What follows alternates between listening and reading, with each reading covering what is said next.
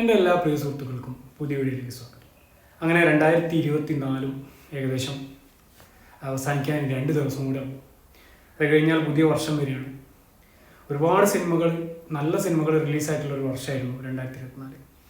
അപ്പം ഒരുപാട് സിനിമകൾ കാണാൻ പറ്റില്ല. ഒന്നാമത് ഈ ഗൾഫിലിരുന്നുകൊണ്ട് അധിക സിനിമകൾ കാണാനുള്ളൊരു ഓപ്ഷൻസ് ഇല്ല എന്ന് മാത്രമല്ല, നമുക്ക് അതിനുള്ള ടൈമും കിട്ടൂല. ടൈം കിട്ടിയാൽ തന്നെ നമുക്ക് അടുത്തൊന്നും സിനിമ തിയേറ്ററുകൾ അത്ര അവൈലബിൾ ആണ്.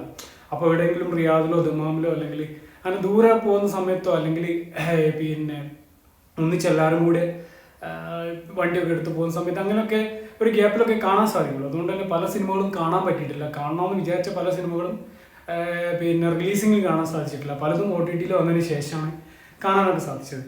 അപ്പോൾ ഒരുപാട് സിനിമകൾ കണ്ടിട്ടില്ല. എന്നാലും കൂടെ പിന്നെ ഒരുപാട് സിനിമകൾ കണ്ടതിൽ ഒരുപാട് സിനിമകൾ ഇഷ്ടപ്പെട്ടു. ചില സിനിമകൾ ഒട്ടും ഇഷ്ടപ്പെട്ടിട്ടില്ല. അപ്പോൾ ഏതായാലും നമുക്ക് ചെറിയൊരു സമ്മറി പോലെ ചെയ്യാം. എല്ലാവരും ഇപ്പോൾ അതിൻ്റെ തിരക്കിലാണ്. ഒട്ടുമിക്ക ചാനലുകളിലും അത് അവരുടേതായിട്ടുള്ള രീതിയിലുള്ളൊരു സമ്മറി കാര്യങ്ങൾ, collection report, box office collection analysis അങ്ങനെ തുടങ്ങി പല പിന്നെ കാര്യങ്ങളും ചെയ്യുന്നുണ്ട്. അപ്പോൾ അതുപോലെ നമ്മളൊന്ന് ശ്രമിക്കുകയാണ്. നമ്മൾ ചെയ്യുന്നത് എന്താ വെച്ചാൽ 2025 ഞാൻ കാണാത്ത ഒരുപാട് സിനിമകളുണ്ട്. അപ്പം ഞാൻ കണ്ടതിൽ എനിക്കിഷ്ടപ്പെട്ട 15 സിനിമകളും എനിക്ക് ഒട്ടും ഇഷ്ടപ്പെടാതെ പോയ 15 സിനിമകളും സെലക്ട് ചെയ്യണം. പിന്നെ ചെറിയ 1-2 അനാലിസിസും കാര്യങ്ങളൊക്കെ ചെയ്യാൻ ശ്രമിക്കുകയാണ്. അപ്പോൾ നമുക്ക് നേരെ വീഡിയോയിലേക്ക് കിടക്കാം. കൂടുതൽ വലിച്ചു നീട്ടാൻ ഉദ്ദേശിക്കുന്നില്ല. അപ്പോൾ ആദ്യം തന്നെ ഇഷ്ടപ്പെട്ട 15 സിനിമകൾ ഏതൊക്കെയാണെന്ന് നോക്കാം. അതിൽ 15 മേലോട്ടാണ് പോകുന്നത്. അപ്പോൾ ആദ്യത്തെ സിനിമ ടെർബോ ആണ്. അപ്പോൾ ടെർബോ പറയുമ്പോൾ പല ആളുകൾക്കും ഒരു ആശയമൊക്കെ ഉണ്ട്. പക്ഷെ എന്നെ സംബന്ധിച്ചിടത്തോളം ടെർബോ ഒരു വൺ ടൈം വാച്ചബിൾ ആയിട്ടുള്ള ഒരു അനുഭവം തന്നിട്ടുള്ള സിനിമയാണ്. അത് മാത്രമല്ല, മമ്മൂട്ടിൻ്റെ ഭാഗത്തുനിന്ന് ഈ അടുത്ത കാലത്ത് വന്ന ഏറ്റവും നല്ലൊരു ആക്ഷൻ സിനിമ, ഒരു അത്യാവശ്യം നല്ല രീതിയിൽ മേക്ക് ചെയ്ത് വെച്ചിട്ടുള്ള സിനിമ എന്നുള്ള രീതിയിൽ എനിക്ക് നല്ല രീതിയിൽ ഇഷ്ടപ്പെട്ടിട്ടുണ്ട്. അവസാനത്തെ ഒരു 1/4 മണിക്കൂർ കിടലായിട്ട് എടുത്തു വെച്ചിട്ടുണ്ട്. ആ ഒരു ഭാഗം തന്നെ ഞാനൊരു 2-3 വട്ടം കണ്ടിട്ടുണ്ട്. സിനിമ മുഴുവനായിട്ട് ഒരു തവണ മാത്രമേ കണ്ടിട്ടുള്ളൂ. അതും OTT വന്ന ശേഷമാണ്. പിന്നെ അത് മാത്രമല്ല, ഈ പറഞ്ഞ അവസാനത്തെ ക്ലൈമാക്സ് രംഗങ്ങൾ ഞാൻ ഒരുപാട് തവണ ഇരുന്ന് കണ്ടിട്ടുണ്ട്. അടുത്ത സിനിമ 14ാമത്തെ സിനിമ ഗുരുവായൂർ അമ്പലനടയിലാണ്. ഈ പറഞ്ഞതുപോലെ തന്നെ അത്യാവശ്യം ആസ്വദിച്ച് കണ്ടിട്ടുള്ള സിനിമയാണ്. പിന്നെ അടുത്ത സിനിമ എന്ന് പറയുന്നത് മഞ്ഞുമ്മൽ ബോയ്സ് ആണ്. ഇതും പലർക്കും ഇത് ഏറ്റവും ഇഷ്ടപ്പെട്ടൊരു സിനിമയായിരിക്കും. പക്ഷെ എന്നെ സംബന്ധിച്ചിടത്തോളം ഒരു വൺ ടൈം വാച്ചബിൾ ആയിട്ടുള്ള അനുഭവം തന്നിട്ടുള്ള സിനിമയാണ്. പലപ്പോഴും ചെറിയൊരു സംഭവത്തെ വലിച്ചു നീട്ടുന്നതായിട്ടുള്ള ഒരു ഫീലൊക്കെ ചില സമയത്ത് തന്നിരുന്നു. എന്നാലും കൂടെ അത് മേക്കിങ്ങിൽ അത് മേക്കപ്പ് ചെയ്യാൻ സാധിച്ചു. അടുത്തത് ലെവൽ ക്രോസ് എന്ന സിനിമയാണ്. ഈ പറഞ്ഞതുപോലെ തന്നെ ആസിഫ് അലിൻ്റെ ഒരു കിഡ്ലൻ മേക്ക് ഓവറും കിഡ്ലൻ ആക്ടിങ്ങും കണ്ടിട്ടുള്ള സിനിമയാണ്. ഒരു അടിപൊളി എന്താ പറയുക, മിസ്റ്ററി ത്രില്ലർ വിഭാഗത്തിൽപ്പെട്ട നല്ലൊരു കിഡ്ലൻ സിനിമയാണ് പിന്നെ ലെവൽ ക്രോസ്. അടുത്ത സിനിമ ഗോളമാണ്. ഈ പറഞ്ഞതുപോലെ ഒട്ടും പ്രതീക്ഷിക്കാതെ കിട്ടിയ നല്ലൊരു ത്രില്ലർ സിനിമയായിരുന്നു ഗോളം.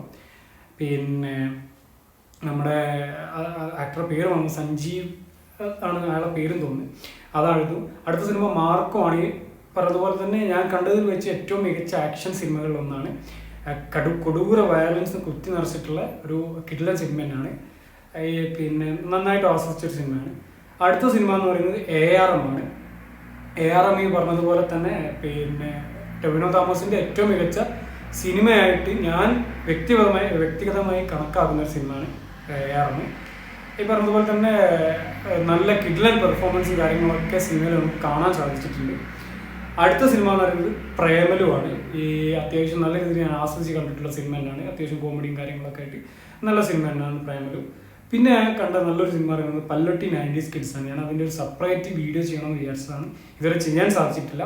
നല്ല പ്രത്യേകിച്ച് ഒരു 90s കിഡ്സ് എന്ന രീതിയിൽ ഒരുപാട് ഓർമ്മകളും കാര്യങ്ങളൊക്കെ നമ്മൾക്ക് കൊണ്ടുവരാൻ സാധിച്ചൊരു സിനിമയാണ് പല്ലൊട്ടി 90s കിഡ്സ്. നല്ല കിഡ്ലൊരു സിനിമയാണ്.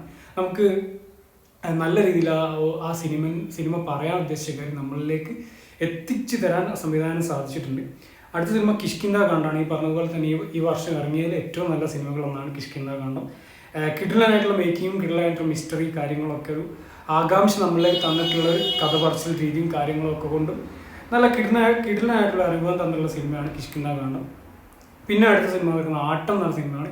ഇത് പറഞ്ഞതുപോലെ തന്നെ ഒട്ടും പ്രതീക്ഷിക്കാതെ കണ്ട് നല്ല രീതിയിൽ ഇഷ്ടപ്പെട്ടിട്ടുള്ള ഒരു സിനിമയാണ്. അത്യാവശ്യം നല്ല ഒരു മിസ്റ്ററി ത്രില്ലർ അല്ലെങ്കിൽ ഒരു അത്യാവശ്യം നല്ല ത്രില്ലിങ് എലമെൻസ് ഒക്കെ ഉള്ള നല്ലൊരു സിനിമ തന്നെയാണ് ആട്ടം. പിന്നെ അടുത്ത സിനിമ പറയുന്നത് തലവനാണ്. ഈ പറഞ്ഞതുപോലെ ആസിഫ് അലിൻ്റെ മികച്ച സിനിമയിലൊന്നാണ്. ആസിഫ് അലിയും ബിജിമേനോനും കട്ടക്ക് അഭിനയിച്ച നല്ലൊരു മിസ്റ്ററി ഇൻവെസ്റ്റിഗേഷൻ ത്രില്ലർ മൂവി തന്നെയാണ് തലവൻ. അത് കഴിഞ്ഞാൽ ആവേശം എന്ന് പറഞ്ഞ സിനിമയാണ്. എനിക്ക് ഏറ്റവും ഇഷ്ടപ്പെട്ട മൂന്നാമത്തെ സിനിമ എന്ന് പറയുന്നത് ആവേശമാണ്. ആവേശം പറഞ്ഞതുപോലെ തന്നെ ഫഹദ് ഫാസിലിൻ്റെ ഒരു അഴിഞ്ഞാട്ടം, ഒരു നമ്മൾ ഒറ്റ വാക്കിൽ പറയുകയാണെങ്കിൽ ഫഹദ് ഫാസിലിൻ്റെ രാജമാണിക്യം അല്ലെ ചോട്ട മൂവി എന്നൊക്കെ പറയുന്ന ഒരു രീതിയിൽ ഫഹദ് ഫാസിലിന് അഴിഞ്ഞാടാൻ പറ്റിയൊരു സിനിമയാണ് ആവേശം. പിന്നെ അടുത്ത സിനിമ പറയുന്നത് പൃഥ്വിരാജിൻ്റെ ദ ഗോട്ട് ലൈഫാണ്. ഈ പറഞ്ഞതുപോലെ തന്നെ ഞാൻ പ്രതീക്ഷിച്ചൊരു നിലവാരത്തിൽ എത്തിയില്ലെങ്കിൽ കൂടി ഒന്നാമത് ആ നോവൽ മുഴുവനായി വായിച്ചു തീർത്ത ഒരാൾ എന്നുള്ള നിലക്ക് ഞാനത് പ്രതീക്ഷിച്ചൊരു നിലവാരത്തിലേക്ക് എത്തിയിട്ടില്ലെങ്കിലും കൂടെ അത്യാവശ്യം മോശമല്ലാത്ത രീതിയിൽ എടുത്തു വെച്ചൊരു സിനിമയാണ് ഗോഡ് ലൈഫ്. നല്ല അവർ പറയാൻ ഉദ്ദേശിച്ച കാര്യം ആ നോവൽ എന്താണോ നോവലിൽ നിന്ന് എന്താണോ നമ്മൾക്ക് ആ സിനിമയിലേക്ക് അഡാപ്റ്റ് ചെയ്യാൻ തീരുമാനിച്ചത് അത് മുഴുവനായിട്ട് കിട്ടിയിട്ടുണ്ട്. പിന്നെ അടുത്ത സിനിമ ഭ്രമയുഗമാണ്. ഇത് പേഴ്സണൽ ഞാൻ ഇതുവരെ കണ്ട സിനിമകൾ, അതായത് മൊത്തം ഞാൻ ഇതുവരെ പിന്നെ ഇന്ന് മുതൽ സിനിമ കാണാൻ തുടങ്ങി അന്ന് തൊട്ട് ഇന്ന് വരെ ഞാൻ കണ്ടതിൽ വെച്ച് ഏറ്റവും മികച്ച സിനിമകളിൽ ഒന്ന് തന്നെയാണ് ഭ്രമയുഗം. കാരണം ഇത് പലർക്കും പിന്നെ ഇഷ്ടപ്പെട്ടിട്ടുണ്ടല്ലോ. പക്ഷെ മമ്മൂട്ടി എന്ന നടൻ്റെ മികച്ച പെർഫോമൻസ് പോരാത്തതിന് അർജുൻ അശോകനും സിദ്ധാർത്ഥ ഭരതും കട്ടക്ക് നിന്ന് അഭിനയിച്ച സിനിമ എന്നുള്ള രീതിയിൽ നല്ല അടിപൊളി ഒരു സിനിമയാണ്. അത് മാത്രമല്ല നമ്മൾ ഒട്ടും പ്രതീക്ഷിക്കാത്ത രീതിയിലൊരു മേക്കിങ്ങും ആ ഒരു ബ്ലാക്ക് ആൻഡ് വൈറ്റ് സിനിമ നമ്മുടെ പ്രേക്ഷകരിലേക്ക് എത്തിച്ചാൽ അത് വിജയിക്കുമോ എന്ന് വരെ തോന്നിയെടുത്ത് നിന്ന് അത് ഗംഭീരമായി വിജയിപ്പിച്ചെടുക്കാൻ സംവിധായകന് സാധിച്ചു. പിന്നെ എനിക്ക് ഏറ്റവും മോശമായി തോന്നിയ സിനിമകൾ ഏതൊക്കെ നോക്കാം. ഒന്ന് തെക്ക് വടക്കാണ്. ഒന്നല്ല, അതിൽ 15ാം സ്ഥാനത്തുള്ള സിനിമ എന്ന് പറയുന്നത് തെക്ക് വടക്കാണ്. ഈ പറഞ്ഞതുപോലെ തന്നെ വലിയ കാര്യമില്ലാതെ അത്യാവശ്യം കുഴപ്പമില്ലാത്തൊരു സ്റ്റോറി മോശം രീതിയിൽ എടുത്തു വെച്ചിട്ടുള്ള സിനിമയാണ്. സുരാജും പിന്നെ വിനായകൻ അവരുടെ റോളുകൾ വൃത്തിയാക്കുന്നതിന് എന്നതിൻ്റെ അപ്പുറത്തേക്ക് വലിയൊരു സംഭവമൊന്നുമില്ലാത്ത സിനിമ. പിന്നെ കൊണ്ടലാണ്. ഈ കൊണ്ടൽ എന്ന് പറഞ്ഞ സിനിമ ഈ പറഞ്ഞതുപോലെ നന്നായിട്ട് എക്സ്പെക്ട് ചെയ്തൊരു സിനിമയായിരുന്നു. പക്ഷേ അതിൻ്റെ ട്രെയിലറും കാര്യങ്ങളൊക്കെ കിടലായിട്ട് പിന്നെ നല്ലൊരു സിനിമ പ്രതീക്ഷിച്ച സമയത്ത് ഒന്നും തന്നെ കിട്ടിയില്ല. പിന്നെ വിരുന്ന് എന്ന് പറഞ്ഞ സിനിമയാണ്. ഈ പറഞ്ഞതുപോലെ തന്നെ പിന്നെ അർജുൻ സർജ നായകനായിട്ടുള്ള സിനിമയാണ്. ഈ ഒരു ഒട്ടും തന്നെ കണ്ടിരിക്കാൻ പറ്റാത്ത രീതിയിൽ മേക്ക് വെച്ചൊരു സിനിമയാണ്.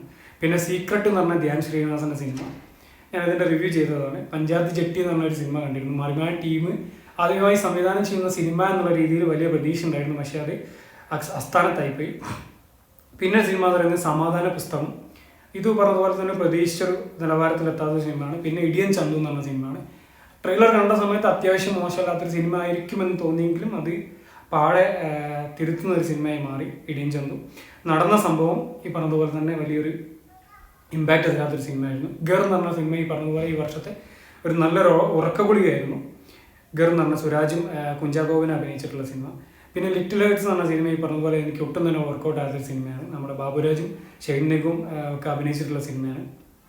പിന്നെ മലയാളി ഫ്രം ഇന്ത്യ വലിയ എക്സ്പെക്ടേഷനിൽ കാത്തിരുന്നൊരു സിനിമയായിരുന്നു. അതും വലിയൊരു പിന്നെ എന്താ പറയുക നിരാശ സമ്മാനിച്ച സിനിമയാണ്. പിന്നെ ജയ് ഗണേഷ് എന്ന് പറഞ്ഞ സിനിമ, ഇതും അത്യാവശ്യം എക്സ്പെക്ട് ചെയ്തിരുന്ന സിനിമയായിരുന്നു. ഒരു ത്രില്ലർ സ്വഭാവമുള്ള സിനിമ ആയിരിക്കും പ്രതീക്ഷിച്ചെടുത്ത് ഒന്നും തന്നെ ലഭിക്കാതെ പോയൊരു സിനിമയാണ്. പിന്നെ ഏറ്റവും ഇഷ്ടപ്പെടാത്ത മൂന്നാമത്തെ സിനിമ പറയുന്നത് വർഷങ്ങൾക്ക് ശേഷമാണ്. ഇത് പലർക്കും ഭയങ്കരമായിട്ട് ഇഷ്ടപ്പെട്ട സിനിമയാണെങ്കിൽ എനിക്ക് ഒട്ടും തന്നെ ഇഷ്ടപ്പെടാത്ത നിവിൻ പോളി എന്ന നിവിൻ പോളിയുടെ ഒറ്റയാൻ പ്രകടനത്തിൻ്റെ അപ്പുറത്തേക്ക് ഒന്നും തന്നെ ലഭിക്കാത്തൊരു സിനിമയായിരുന്നു വർഷങ്ങൾക്ക് ശേഷം. പിന്നെ ഒരു സിനിമ പറയുന്നത് തുണ്ടാണ്. നമ്മുടെ ബിജു മേനോൻ നായകനായിട്ടുള്ള വെറുതെ ഒരു ചെറിയൊരു വിഷയത്തെ വലിച്ചു നീട്ടി കൊണ്ടുപോയിട്ടുള്ളൊരു സിനിമയായിരുന്നു തുണ്ട്. പിന്നെ മലൈക്കോട്ടെ വാലിമൻ ഒരുപാട് എക്സ്പെക്ടേഷനിൽ കാത്തിരുന്ന ഒരു ലിജോ ജോസ് പല്ലിശ്ശേരി ചിത്രമായിരുന്നു. പക്ഷേ മോഹൻലാൽ എന്ന നായകനപ്പുറത്തേക്ക് ലിജോ ജോസ് പല്ലിശ്ശേരി എന്ന സംവിധായകന് വേണ്ടി കാത്തിരുന്ന സിനിമയായിരുന്നു. പക്ഷേ അതും വലിയൊരു നിരാശ സമ്മാനിച്ച സിനിമയായിരുന്നു. അപ്പോൾ ഇത്രക്കാണ് എനിക്ക് ഇഷ്ടപ്പെട്ടതും എനിക്ക് ഇഷ്ടപ്പെടാതെയും പോയ സിനിമകൾ. ഇനി നമുക്ക് ഈ വർഷം ക്ലീൻ ഹിറ്റ് ആയിട്ടുള്ള മലയാള സിനിമകളൊന്ന് ജസ്റ്റ് ഒന്ന് പരിശോധിച്ച് നോക്കാം. അതിൽ ക്ലീൻ ഹിറ്റ്സ് ആയിട്ടുള്ള സിനിമകൾ പറയുന്നത് അത് ജനുവരി തൊട്ടിട്ട് ഒരു ഓർഡറിലാണ് ഞാൻ പറയാൻ ശ്രമിക്കുന്നത്. ജയറാം മമ്മൂട്ടി എന്നിവർ അഭിനയിച്ചിട്ടുള്ള എബ്രഹാം മൂസ, നെസ്ലൻ്റെ പ്രേമലു, മമ്മൂട്ടിയുടെ ഭ്രമയുഗം, മഞ്ഞുമൽ ബോയ്സ്, അതേപോലെ ബ്ലസ്സിയുടെ ആടുജീവിതം, ആവേശം, വർഷങ്ങൾക്ക് ശേഷം, ഗുരുവായൂർ അമ്പലനടയിൽ, തലവൻ, വാഴ, നുണക്കുഴി, ARM, കിഷ്കിന്ധാകാന്ഡം, ബൊഗൻവില്ല, പണി, സൂക്ഷ്മദർശിനി, മാർക്കോ, റൈഫിൾ ക്ലബ്ബ്, ഗോളം, ടെർബോ, ഇതൊക്കെയാണ് ഒരു ക്ലീൻ ഹിറ്റ്സ് ആയിട്ടുള്ള സിനിമകൾ. പിന്നെ ഒരു ആവറേജ് ഹിറ്റായിട്ടുള്ള സിനിമകൾ എന്ന് പറയുന്നത് Mandakini, Pavi caretaker, Ullozhukku, hello mummy എന്നീ സിനിമകളാണ്. ഇതിലേതെങ്കിലും വിട്ടുപോയിട്ടുണ്ടെങ്കിൽ ഒന്ന് സൂചിപ്പിക്കുക. ഏകദേശം 23-24 സിനിമകളാണ് അത്യാവശ്യം തിയേറ്ററിൽ നിന്ന് ലാഭമായത്. പിന്നെ OTT ബിസിനസ് കാര്യങ്ങളൊക്കെ നോക്കുന്ന സമയത്ത് ലാഭമായിട്ടുള്ള വേറെ സിനിമകളൊക്കെ ഉണ്ടാകും. തിയേറ്ററിൽ നിന്ന് മുടക്കുമുതൽ തിരിച്ചു പിടിച്ചത് ഇത്രയും സിനിമകളാണ്. പിന്നെ അന്യഭാഷാ സിനിമകളിൽ അത്യാവശ്യം കേരളത്തിൽ ഹിറ്റായത് കൽക്കി, ലക്കി ഭാസ്കർ. അത് ഏറ്റവും കൂടുതൽ ഹിറ്റ് ആയ സിനിമ ഓർഡറിലാണ്. കൂടുതൽ ഹിറ്റായത്, കൂടുതൽ കളക്ഷൻ നേടിയ സിനിമ, പിന്നെ കളക്ഷൻ നേടിയ സിനിമ, അങ്ങനെയാണ് അത് ഓർഡർ ചെയ്തത്. അതിൽ കൽക്കി, lucky Bhaskar, Vettaiyan, Amaran, Maharaja, Deadpool Wolverine, Raayan kill, captain miller എന്നീ സിനിമകളാണ് അന്യഭാഷാ സിനിമകളിൽ കേരളത്തിൽ ഹിറ്റായ സിനിമകൾ. ഇതൊക്കെയാണ് മൊത്തത്തിലുള്ള ഒരു സമ്മറി. ഇനി ഈ വർഷം ഏറ്റവും തിളങ്ങിയ ആരാന്ന് ചോദിച്ചാൽ തീർച്ചയായും ഞാൻ പറയാൻ ഉദ്ദേശിക്കുന്ന പേര് ആസിഫ് അലിയാണ്. അദ്ദേഹം ചെയ്ത 4 സിനിമകളാണെന്ന് തോന്നുന്നു അദ്ദേഹം നായകനായിട്ട് വന്നത്. അതിൽ Thalavan, adios amigos, Kishkindha Kaandam, level cross, ഈ 4 സിനിമയും കിഡ്ലൻ സിനിമകളാണ്. എല്ലാം ഇതിൽ അഡിയോസ് അമിഗോസ് ആണ് കുറച്ചെങ്കിലും ഒരു ആവറേജ് അല്ലെങ്കിൽ എബോ ആവറേജ് എന്നുള്ള ലെവലിൽ ഒതുങ്ങിപ്പോയത്. ബാക്കി 3 സിനിമകളും അടിപൊളി സിനിമ എന്ന് മാത്രമല്ല, ഈ 4 സിനിമകളിലും വ്യത്യസ്തമായിട്ടുള്ള ക്യാരക്ടർ ചെയ്യാൻ ആസിഫ് അലി ശ്രമിച്ചിട്ടുണ്ടെന്ന് മാത്രമല്ല, ആ ക്യാരക്ടറുകളൊക്കെ 100% പിന്നെ പെർഫെക്റ്റായി ചെയ്യാനും ആസിഫ് അലിക്ക് സാധിച്ചിട്ടുണ്ട്. അതുകൊണ്ട് തന്നെ എൻ്റെ കണ്ണിൽ ഈ വർഷത്തെ ഏറ്റവും മികച്ച താരം, ഏറ്റവും മികച്ച ആക്ടർ എന്ന് പറയുന്നത് ആസിഫ് അലിയാണ്. ഇനി ഏറ്റവും വേസ്റ്റ് ആയിട്ടുള്ള, ഏറ്റവും മോശം ആക്ടർ എന്ന് പറയുന്നത് എല്ലാവരും പ്രതീക്ഷിക്കുന്ന പോലെ തന്നെ ധ്യാൻ ശ്രീനിവാസനാണ്. പതിവ് പോലെ തന്നെ നിരന്തരമായിട്ട് ഓരോ മാസവും ഓരോ ബോംബുകൾ അദ്ദേഹം ഇങ്ങനെ പൊട്ടിച്ചിട്ടുണ്ട്. അതിൽ അദ്ദേഹം നായകനായിട്ടുള്ള സിനിമ ഉണ്ട്, അദ്ദേഹം സഹനായകനായിട്ടുള്ള സിനിമകൾ വരെയുണ്ട്. അപ്പോൾ അതേതൊക്കെ നമുക്ക് ജസ്റ്റ് ഒന്ന് നോക്കാം. നടികർ, മലയാളി ഫ്രം ഇന്ത്യ, കുടുംബശ്രീയും കുഞ്ഞാടും, സ്വർഗത്തിലെ കട്ടുറുമ്പ്, Iyer in Arabia, Oshana, partners, secret, bad boys, Anand Sreebala, Thrayam, super Zindagi. ഇങ്ങനെ വലിയൊരു നിരന്തരമായിട്ട് ബോംബ് പൊട്ടിച്ച് പോയിട്ടുള്ള സിനിമ പിന്നെ നടനാണ് ധ്യാൻ ശ്രീനിവാസൻ. ആകെ ഒരു വിജയ സിനിമ എന്ന് പറയുന്നത് വർഷങ്ങൾക്ക് ശേഷമായിരുന്നു. അതും അത്യാവശ്യം എയറിൽ പോയിട്ടുണ്ടായിരുന്നു. പിന്നെ അദ്ദേഹത്തിൻ്റെതായിട്ട് പറയാൻ തക്കതായിട്ടുള്ള വിജയങ്ങളൊന്നും തന്നെ ഇല്ലായിരുന്നു. പിന്നെ എനിക്ക് പ്രത്യേകമായിട്ട് പറഞ്ഞു പോകേണ്ട ചില സിനിമകളോടുണ്ട്. അതിൽ ഉള്ളൊഴുക്കുണ്ട്, ഗഗനാചാരി ഉണ്ട്, പിന്നെ എന്താണ്, അങ്ങനെ കുറച്ച് സിനിമകളൂടെ അത്യാവശ്യം നല്ല രീതിയിൽ ഞാൻ ആസ്വദിച്ച് കണ്ടിട്ടുള്ള സിനിമകൾ ഉണ്ടായിരുന്നു. പിന്നെ ഏതൊക്കെ സിനിമ വിട്ടുപോയിട്ടുണ്ട്, എന്നാലും കൂടെ ഏതെങ്കിലും അങ്ങനെ നിങ്ങൾക്ക് ഇഷ്ടപ്പെട്ടതും ഞാൻ പറയാൻ വിട്ടുപോയതുമായിട്ടുള്ള സിനിമ ഉണ്ടെങ്കിൽ ഒന്ന് മെൻഷൻ ചെയ്യാം. മുറ എന്ന് പറഞ്ഞ സിനിമ അത്യാവശ്യം കണ്ടിട്ട് ഇഷ്ടപ്പെട്ടിട്ടുണ്ടായിരുന്നു. ഇങ്ങനെ കുറച്ച് സിനിമകൾ അത്യാവശ്യം കണ്ട് ഇഷ്ടപ്പെട്ടിട്ടുണ്ടായിരുന്നു. ഇതൊക്കെയാണ് എൻ്റെ ഒരു ഈ 2024 സിനിമ എക്സ്പീരിയൻസ്. ഒരു സമ്മറി പോലെ അവതരിപ്പിക്കാൻ ശ്രമിച്ചതാണ്. എന്തെങ്കിലുമൊക്കെ ഉണ്ടെങ്കിൽ നിങ്ങൾ കമൻറ്റായിട്ട് രേഖപ്പെടുത്തുക. അപ്പോൾ വീണ്ടും കാണാൻ ശ്രമിക്കാം. അടുത്ത സിനിമ റിവ്യൂ കാര്യങ്ങളൊക്കെ ആയിട്ട് വീണ്ടും വരാൻ ശ്രമിക്കാം. ഈ വർഷം ഒരു വീഡിയോ ചെയ്യാൻ ഞാൻ ഉദ്ദേശിക്കുന്നില്ല. ഇൻഷാ അല്ലാഹ് അടുത്ത വർഷം പുതിയ വീഡിയോയുമായി കാണാൻ ശ്രമിക്കാം. Thank you for watching. Have A nice day. എല്ലാവർക്കും ഒരിക്കൽ കൂടി ഹാപ്പി ന്യൂ ഇയർ പറയാൻ വിട്ടുപോയതാണ്. അപ്പം താങ്ക് യു.